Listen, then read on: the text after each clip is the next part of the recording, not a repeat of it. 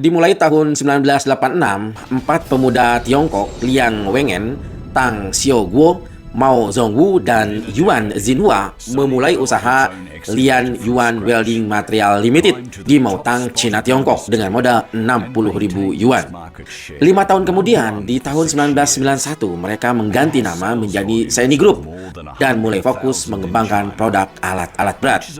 Sehingga tahun 1994 lahirlah Seni Heavy Industry yang menjadi mesin utama pertumbuhan mereka.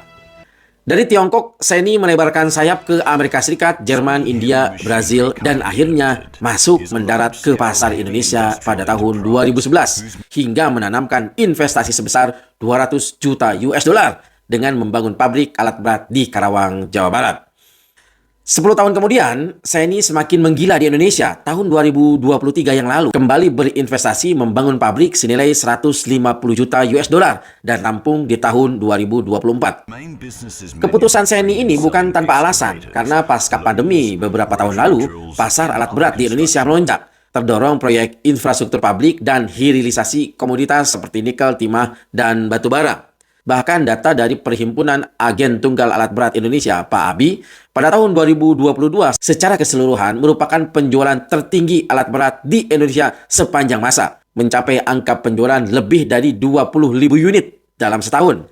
Hasil dari investasi besar-besaran tersebut, akhirnya Seni kini berdiri sejajar dengan nama-nama besar alat berat yang sudah dari tahun 70-an masuk ke Indonesia, seperti Komatsu, Caterpillar, Hitachi, dan Volvo.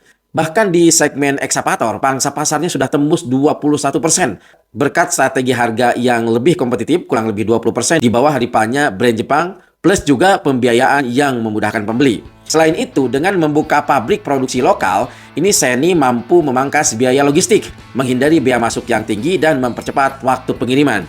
Kombinasi ini membuat semakin sulit dilawan hanya dengan mengandalkan legacy brand, seperti brand Komatsu dan Caterpillar misalnya, yang sudah puluhan tahun menancapkan kuku ekskavatornya di Indonesia, dan kini benar-benar mendapat pesaing yang tangguh dari Tiongkok, yaitu Seni. Tapi apa yang terjadi? Di tengah naiknya pamor brand Seni ini, Agustus, Seni mendapat sanksi dari Komisi Pengawas Persaingan Usaha atau KPPU dengan denda kurang lebih 449 miliar rupiah, dan ini tercatat sebagai sanksi terbesar dalam sejarah menurut KPPU. Yang diduga Seni terkait pola distribusi dan hubungan dengan dealer yang melanggar regulasi lokal di Indonesia. Nah, pertanyaannya sekarang, dengan kasus ini, apakah Seni bisa mempertahankan posisi top brand?